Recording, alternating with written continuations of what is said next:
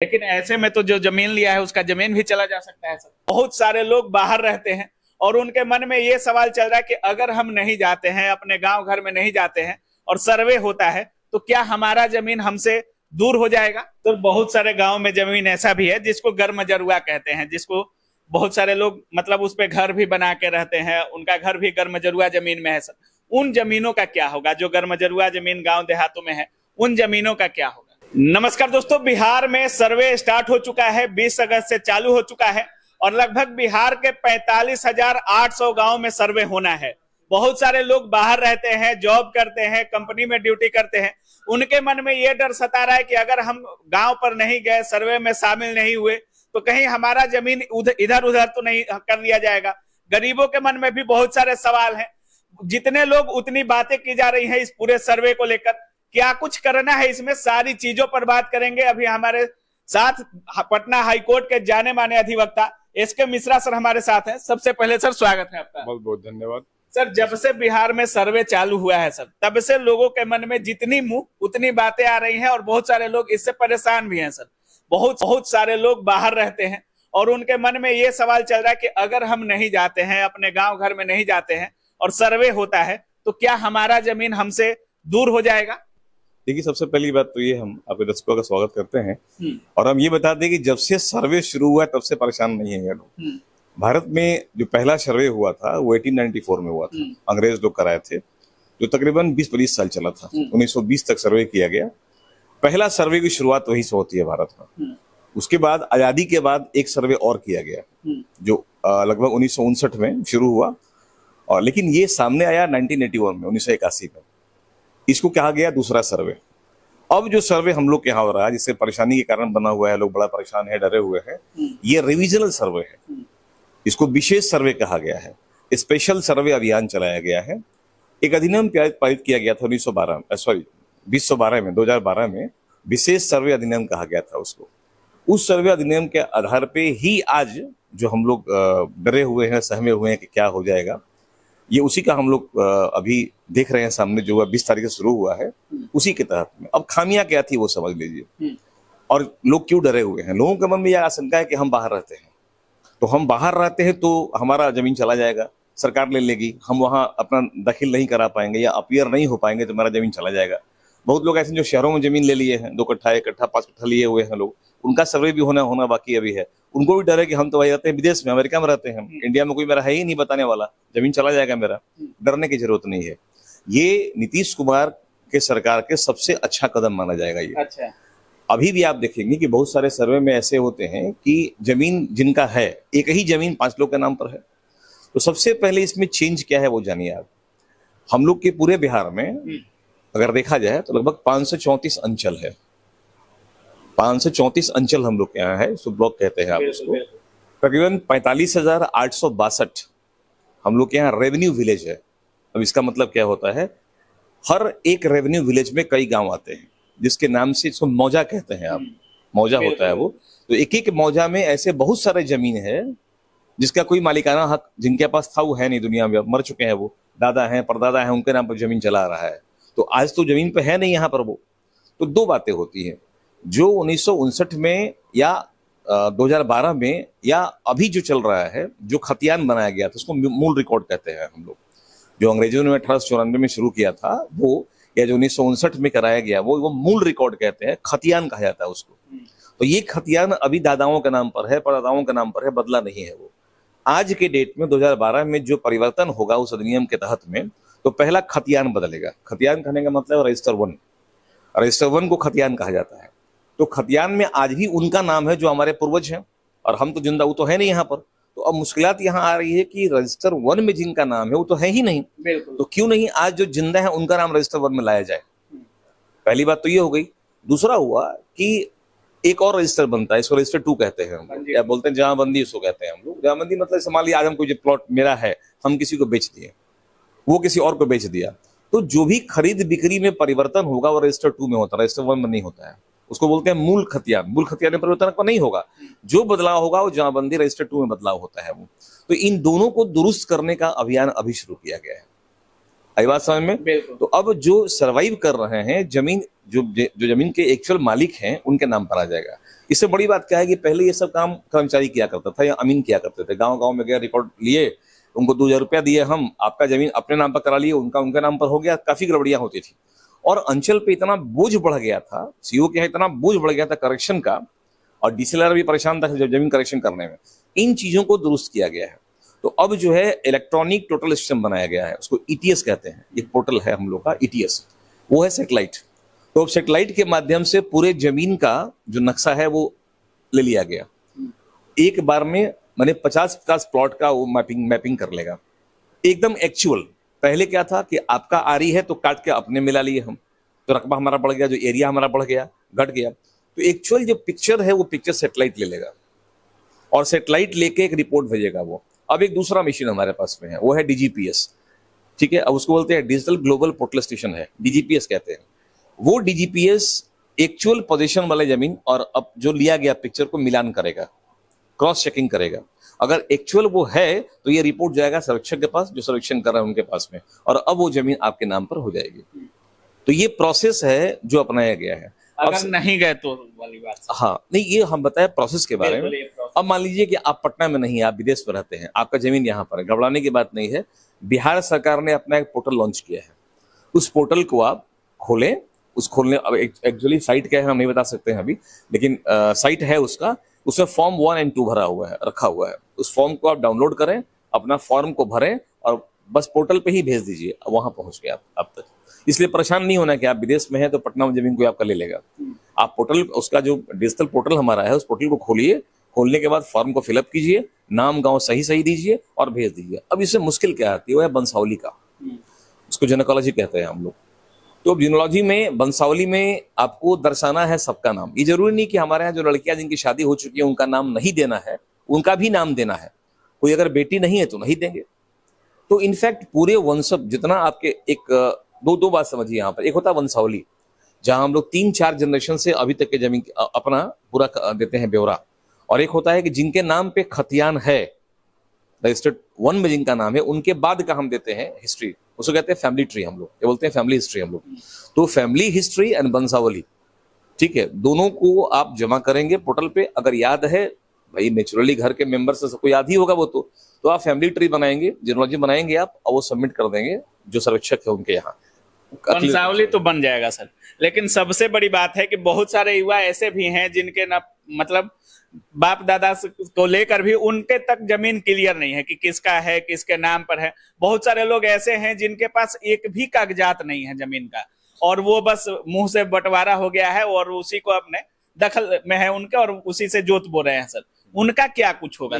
ये मुश्किल आएगा। सरकार को पहले जमीन को दुरुस्त करना चाहिए था, अंचल को ठीक करना चाहिए था, जो ब्लॉक है हम लोग का, जो सर्किल हम लोग का है, उसको पहले ठीक करना चाहिए था। और जितने जमीन इस तरह के हैं, जो मान लीजिए कि एक जमीन है पार्टीशन सूट में है, कोर्ट में पेंडिंग है, क्या होगा उसका फिर? मान लीजिए हमारे 5 भाई हम लोग हैं, हम लोग का टाइटल पार्टीशन चल रहा है कोर्ट में, तो ये जमीन किसके नाम पे जाएगा? 5 भाई में से किसके नाम पे जाएगा वो? पहली बात। नंबर 2, मान लीजिए कि अगर 3 भाई हैं, एक भाई ने जमीन अपना हिस्सा बेच दिया, पार्टीशन हुआ नहीं है, बंटवारा हुआ नहीं है, अमूमन वो अपना निकाल लिया कि हमारा 5 बीघा जमीन है, तो भाई 1.25-2 बीघा हमारा पड़ेगा हिस्सा, वो हिस्सा बेच दिया, और मामला चला गया न्यायालय में, तो ये 5 बीघा का संरक्षण कैसे होगा? ये एक मुश्किल आ रहा है, वो हम बताएंगे ये दोस्त कैसे होगा।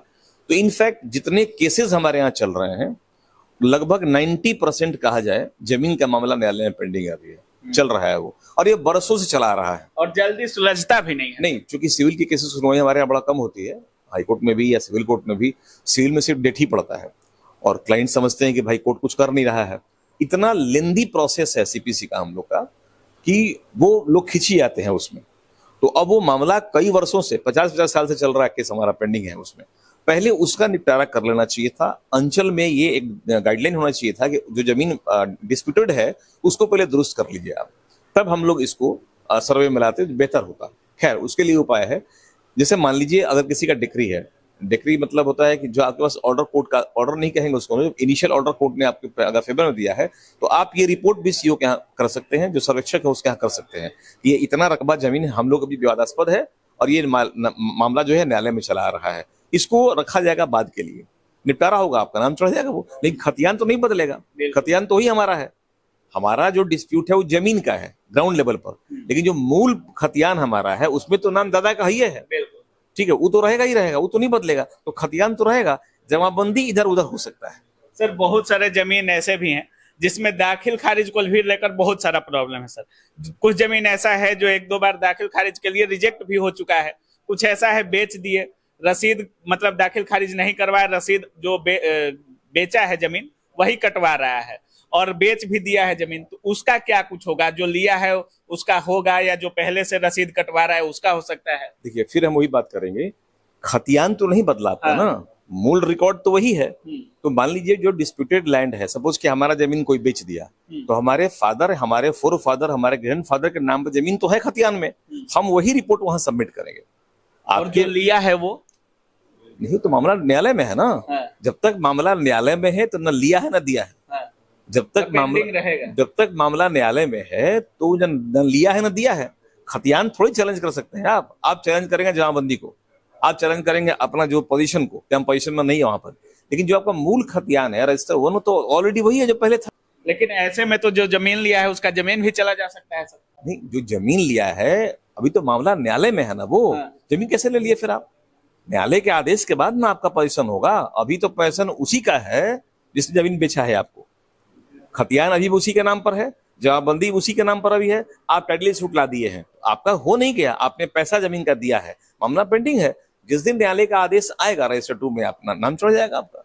सर बहुत सारे गांव में जमीन ऐसा भी है जिसको गर्मजरुआ कहते हैं, जिसको बहुत सारे लोग मतलब उस पे घर भी बना के रहते हैं, उनका घर भी गर्मजरुआ जमीन में है सर। उन जमीनों का क्या होगा जो गर्मजरुआ जमीन गांव देहातों में है, उन जमीनों का क्या होगा? देखिए, गर्मजरुआ जमीन आपका नहीं है, वो सरकार का है। गर्मजरुआ आम हो या गर्मजरुआ खास हो, ये दोनों ही जमीन सरकार की होती है, आपका नहीं है। आपको एक टाइम फ्रेम में दिया गया है। अब एक गर्मजरुआ मालिकाना होता है जहां आपको ये कहा है कि अपना घर बनाकर रहिए आप, लेकिन आप उसके मालिक, खतियान आपके नाम पर नहीं हो गया, नोटेशन आपके नाम पे कर दिया गया, रसीद आपके नाम पे कट रहा है, इसका मतलब ये नहीं कि जमीन का मालिक हो गए हैं आप। अभी भी मालिकाना हक सरकार का ही है वो। तो जो गैरमजरुआ है, गैरमजरुआ ही रहेगा, वो आपके नाम पे ट्रांसफर थोड़ी हो जाएगा। जो स्टेटस उसका आज है वही पहले भी था, जो पहले है वही आज भी है। आपको एक पट्टे पे, एक लीज पे दिया गया है, ठीक है, सरकार जब चाहे उसको विड्रॉ कर सकती है। हाँ, जो पहले जमींदारी एबॉलिश हम लोग के यहाँ हुआ था, तो जमींदारी प्रथा के अंदर में जो अंग्रेज जो है छोटे छोटे बना दिए रियासत, जमींदार को दे दिए जमीन वो, और जमींदार ही अमीन था, जमींदार ही सीओ था, वही बीडीओ सब उसी का पास था। उसी के घर में बैठता था कर्मचारी अमीन जो रसीद काटता था, वहां पर लगान काटता था वो, तो लगान फिक्स करता था, लगान लिया करता था वो। अब कुछ जमीन ऐसे थे जिसपे कोई लगान नहीं था, पड़ा हुआ है, जैसे हमारे रेलवे का है। तो अभी देखेंगे वक्फ बोर्ड पे जो भी सुप्रीम कोर्ट ने फैसला दिया है, वैसी जमीन को वक्फ बोर्ड अपने मिला ले रहा है, कोई अपने में ले लिया कि हमारा जमीन हो गया। जमीन आपका नहीं हुआ है। गर्मजरुआ वर्ड अगर आ गया तो जमीन सरकार का ही है, वो जमीन आपका नहीं है। आपको फॉर टाइम फ्रेम दिया गया है कि इतने टाइम के लिए आपको दिया गया, या आपको मालिकाना हक दिया जा रहा है, आप लगान वसूल कीजिए, मेरा जमीन खाली पड़ा हुआ है, लेकिन आप मालिक, खतियान आपके नाम पे नहीं होगा। सर एक डर और है, जब कहा जाता है कि भ्रष्टाचार मुक्त बिहार हो रहा है, लेकिन जब भी अधिकारियों की बात करें खासकर जमीन वगैरह में, तो ऐसा भी देखा जाता है कि जिनके पास अच्छा खासा पैसा हो वो अधिकारियों को पैसा दे करके कुछ इधर उधर करवा लेते हैं सर। तो क्या गरीबों के साथ नाइंसाफी तो नहीं होने वाला है इस डर से? क्या अधिकारियों के पास ये भी डर है, ये भी हो सकता है, ये भी पावर है कि वो किसी का भी जमीन किसी के नाम से कर सकते हैं? देखिए, करप्शन के लिए न्यायालय है, करप्शन के लिए, भ्रष्टाचार के लिए न्यायालय है, लेकिन न्यायालय भ्रष्टाचार की बात नहीं करती है। और आप हमसे इंटरव्यू लेने आए हैं तो हम भ्रष्टाचार की बात नहीं करेंगे, हम यही कहेंगे सारे ऑफिसर जो नीट एंड क्लीन होते हैं वो। अब आप पैसा देते हैं, वहां पर अपना काम कराते हैं, क्योंकि मेरा काम जल्दी हो जाए और मेरे फेवर में काम आ जाए, आप पैसा देके अपना काम करा लिए, फिर न्यायालय इसके लिए है, न्यायालय तय कर देगा आपने पैसा देके काम कराया था। आपको लगता है कि पूरी निष्पक्षता के साथ ये सर्वे कामयाब हो सकता है? अगर हम सब लोग, पूरे बिहार की जनता चाह दे अगर, तो करप्शन कभी यहाँ पर नहीं होगा। आप ठान ले कि हम पैसा नहीं देंगे तो आपका काम होगा, थोड़ा विलंब होगा, काम होगा। और पैसा मांगने वाले से अब तो हमारे यहाँ विजिलेंस और जितना डिपार्टमेंट ईओयू का इतना स्ट्रिक्ट हो गया है, कोई आपसे अगर पैसा मांग रहा है, आप सरकार के यहाँ टोल फ्री नंबर मिला हुआ है आपको, और नंबर कॉल कीजिए, देखिए क्या होता है उनका। लेकिन आप डर से नहीं करते हैं, क्योंकि आपके मन में लोभ है कि 100 रुपया दे के अपना काम पहले करा लेंगे। न्यायालय में आप आते हैं, 100 रुपया दिए, डेट लिए कल का, आप अदरवाइज डेट देगा 2 महीने के बाद का, वो डेट देगा अपना सुविधा की जज साहब कब खाली है उसमें डेट लगाता है, हम लोग देकर 100 रुपया डेट ले लेते हैं वहां पर। एक जमीन और होता है सर, जैसे जमीन किसी और के नाम पे है और दखल किसी और के नाम पे है, कोई और किया हुआ है सर, उस जमीन का क्या होगा। और बहुत वर्षों से दखल है, मान लीजिए 50-60 साल से दखल में किसी और के है और जमीन किसी और के नाम पे है, उसके नाम पे नहीं है, तो उस जमीन का क्या होने वाला है। जाके ताजमहल के बाहर दुकान खोल रहे हैं, ताजमहल मेरे बाप का हो जाएगा। आपने दखल वर्ड यूज किया ना, मालिक तो यूज नहीं किया है, तो खत्म, दखल हट जाएगा वो। मालिकाना हक तो उसको नहीं मिला हुआ है। मालिकाना हक कौन दिया उसको? मालिकाना हक तो है उसको नहीं, वो कब्जा किए हुए है, इरेक्ट हो जाएगा, हट जाएगा वहां से वो कब्जा उसका। मतलब इसमें दूध का दूध और पानी का पानी हो जाएगा पूरे जमीन को लेकर। इसलिए इस हम तमाम दर्शक जो देख रहे हैं उनसे यही कहेंगे कि इस सर्वे का विरोध नहीं, समर्थन कीजिए। और अगर मान लीजिए कहीं आपको डिस्प्यूट लगता है तो उच्च अधिकारियों से जाके मिलिए, अपनी बात रखिए वहां पर, और अगर वो नहीं सुनते हैं तो मेरा नंबर डिस्प्ले कर दीजिएगा, मेरे पास चलेंगे, हम सुनवा देंगे उनको। फिर चलिए, बहुत बहुत धन्यवाद सर। तो बाकी आप सुन रहे थे, हमारे साथ है इसके मिश्रा सर थे, और सर का साफ कहना है कि डरने की कोई बात नहीं है। अगर आप बाहर रहते हो या गैर जो गरमजरुआ जमीन हो, अगर दाखिल खारिज नहीं हुआ हो, सारी चीजों को लेकर हमने सर से सवाल किया और बहुत ही अच्छे तरीके से सर समझाए भी हैं। फिर भी अगर आपको कोई दिक्कत लगता है हो तो सर के नंबर पे आप लोग कॉल कर सकते हैं, कमेंट कर सकते हैं, हम फिर कोशिश करेंगे सर से मिलने का। बाकी आप क्या कुछ सोच रहे हैं इस पूरे वीडियो के बारे में, अपनी राय कमेंट सेक्शन में जरूर रखिएगा। आप देख रहे थे काबिल न्यूज। जय हिंद।